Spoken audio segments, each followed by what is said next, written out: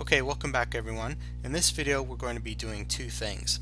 First, we're going to talk more about the lab data that you took and how to turn that data into a nice straight line, first quadrant.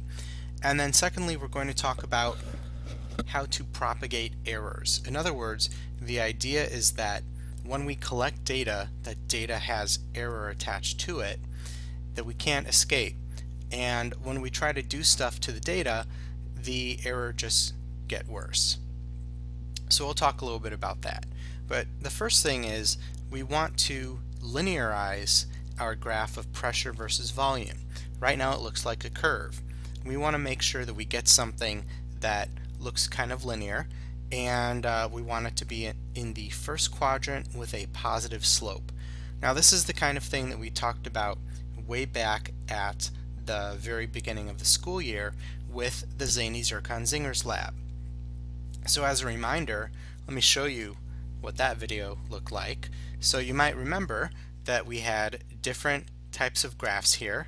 For example, your grade versus the number of hours of sleep that you got, and we wanted to linearize it, and we said that something like this could be linearized if we plotted grade versus sleep squared. That would give us a straight line because g would be equal to some constant times s squared, and that would be y and x. Okay, so likewise, if I have a graph that looks like this, kind of like a square root, then I could graph the square root of x.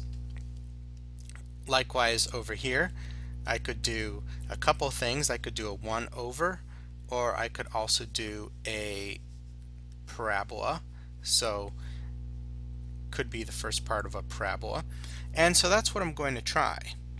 Okay? In order to try to linearize this data, I am going to take all of my pressure readings and sort of fiddle around with them.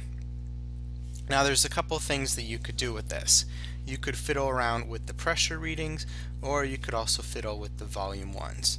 So actually let's play with the y values. Okay? Let's play with the volume. And so what would be a good thing to do to try to come up with a straight line graph? Well, if we think that it's a square root or something like that, we'd do the square root of pressure. Or if we think it's the opposite of that, we could graph, well, let's say it was going to be, let's say we thought it was going to be a parabola. So we thought it was going to be g is equal to k times s squared. Okay, so what we would want to plot is, if we're still keeping s on the x-axis, we would do the square root of g on the y-axis, and that would give us the same thing.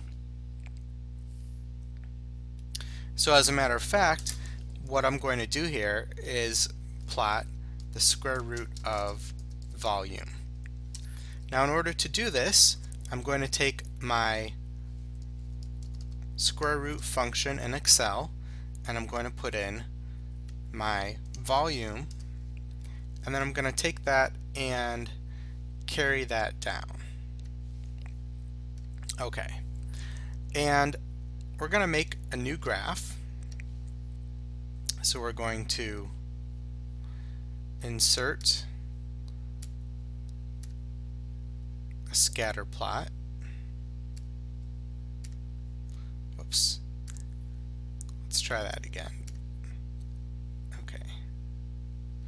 And before we do that, we should probably be smart and select the data that we actually want to plot. So I'll just make that smaller to get out of the way. And what we want to plot is the pressure in newtons per meter squared. Then I hold down the control key, and I'm going to select the square root of volume. Okay, so that's going to come up when I do insert XY scatter, and well, that didn't really work too well, but the point is, you're going to be trying out lots of different things when you do this. And of course, you already know in the layout how to change the axis titles, the chart title, and if you want to put in error bars. Okay, so we'll be talking about this a lot more in class, but the point is we want to linearize this graph. And so what you can see is that doing the square root of volume doesn't work, but perhaps something else will work. Okay, now let's take a minute to talk about different types of errors. Okay, so first of all, some definitions. When we talk about absolute error, that's just the basic amount of error in a measurement. For example, plus or minus 1 milliliter for volume, or plus or minus 0.1 centimeters for radius. And absolute error has units, and the amount of absolute error you have is very highly dependent on how good you are at reading the data and the type of device you have to read the data.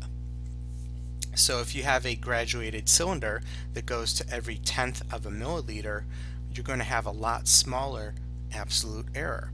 And one of the things that you do once you're done with an experiment is you go back and you say, okay, where can I cut down on my error? So absolute error is one way to look at that. Relative error is also known as percent error. So this is compared to some known value. So for example, the error in the volume, going with our other example, could be 1 milliliter over 50 milliliters, or I think that's 2%, right? Or it could be 1 milliliter over 25 milliliters, so it could be 4%. So in other words, what we have is the same amount of absolute error. It didn't matter when you read off the volume whether you were reading 25 or 50. The error was still 1 milliliter. But we have a different relative error, or percent, because the value of the volume itself is different. And one important point about relative error is that it does not have units. Milliliters will cancel, centimeters, etc. Okay, so now a couple of words about propagation of error. So the golden rule is that any calculation you do with data makes your percent error, or your relative error, worse. So the sports analogy is that you're only as good as the worst person on your team. So if there's one person or one measurement that's holding you back, everything is going to suffer. So there are a couple of rules that we can use when propagating errors. And this is the kind of thing that you'll learn a little bit more about next year, but I just want to give you kind of a flavor for things. The first rule is that when you multiply or divide a measurement by a constant, you do the same with the absolute error. So as an example of this, consider when we take the mass and multiply it by the constant of 9.8 in order to determine the force. So the mass might be, for example, 1.0 kilograms with an absolute error of, I'll just make this up, 0.01 kilograms. And then gravity is simply 9.8 meters per second squared. We could consider that to be exact. So when we find the absolute error for the force, then we do the following. Well, we know that the force itself is going to be 1 times 9.8. So that's 9.8 newtons. But what about for the plus or minus? Well, we simply take the 0.01 kilograms and multiply by 9.8. So it's going to be 0.098 newtons. And most of the time we'll probably round that up to plus or minus 0.1 newtons. Okay, and what you can see from this is that 0.01 kilograms out of 1 is the same ratio as 0.1 newtons out of 9.8. Well, basically. Remember that we rounded. So when you multiply or divide a measurement by a constant, you do the same thing with the absolute error. So you're not changing the relative. Okay. Rule number 2 is when you multiply or divide a measurement by another measurement, to find the absolute error, you have to use the following expression. So let's say that we have a measurement x and another measurement y, and we're going to calculate z is equal to x times y, or z is equal to x divided by. Okay, if we want to find the absolute error in z, so in other words, delta z, okay, we have to take the measurement for z itself and multiply by kind of a weird expression, delta x over x squared plus delta y over y squared, and then we take the square root of the whole thing. Okay, so when I say delta x, I'm talking about the absolute error in x. When I say delta y, that means the absolute error in y. Now I know that we're going on 11 minutes for the video, so stick with me for just another couple minutes. I want to try to show you how this works with your lab. Okay, so in the lab, ultimately what we want to do is to calculate the error in pressure, which is the actual value of pressure times the error in force over force squared plus the error in area over area squared. And if you think about it, the error in area itself follows the same pattern because area is pi r squared, so that's like pi times r. We're multiplying two measurements together. So it'd be like the error in radius over radius squared, and then the error in radius over radius squared. Okay, and then this could be, we could divide each side by a,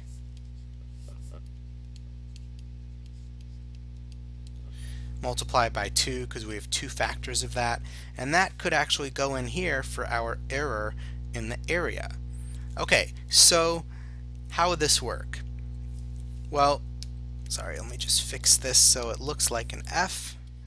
And let's say, just for fun, that our delta F is 0.1 newtons and our force is actually 9.8 newtons, so we're talking about a mass of 1 kilogram.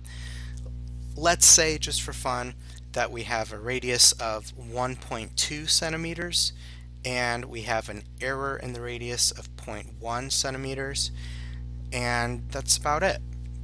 Okay, so let's see how this works. First of all, the error in the area, okay, is going to be a percentage, and it's going to be the square root of 2 times delta r, or 0.1 centimeter, over 1.2 centimeter quantity squared. And so you can pause the video and check this out on your calculator, but what this turns into is 0.11785. So roughly speaking, 11.8%, if you want to talk relative error, is coming from our measurement of the radius. Okay, so now we take that and we plug it into here. And so that means that, well, the pressure itself is going to be the force over the area.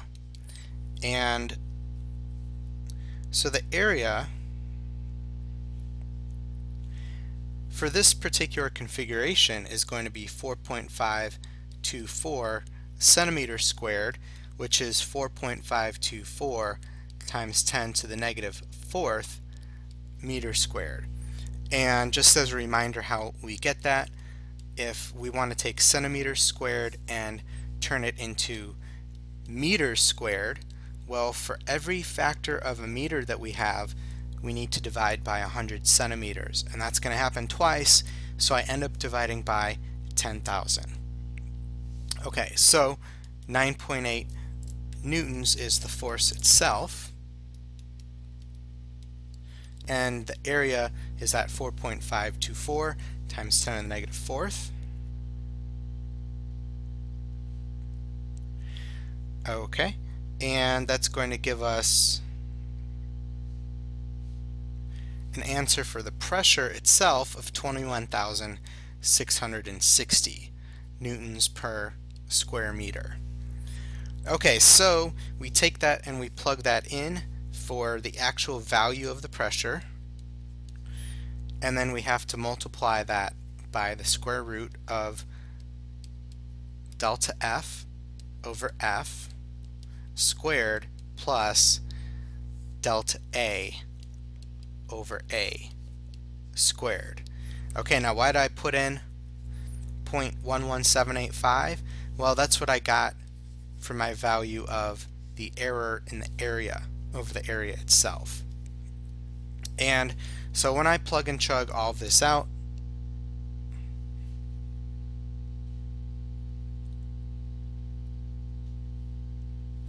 and take the square root, I get 21,660 times 0.1183. So something kind of curious is that even though I had very little percent error with my force, I only had 1%. 1%, not bad. Okay, I had 0.11785 or 11.785% on my radius or on my area. And so that kind of overrides, that takes care of everything. And so when I multiply by my actual pressure, you can see that I have an absolute error of 2,560 newtons per square meter. And so the next thing to do would be to put that into Excel, and we can get that onto our graph. So that'll be the thing that we'll work on next time. Now I know that I kind of sped through the example, but the great thing about the video is that if I went a little bit too fast, you can rewind a bit and try to pick up the parts that you missed. So I'll see you next time when we talk about how to put this all together onto Excel.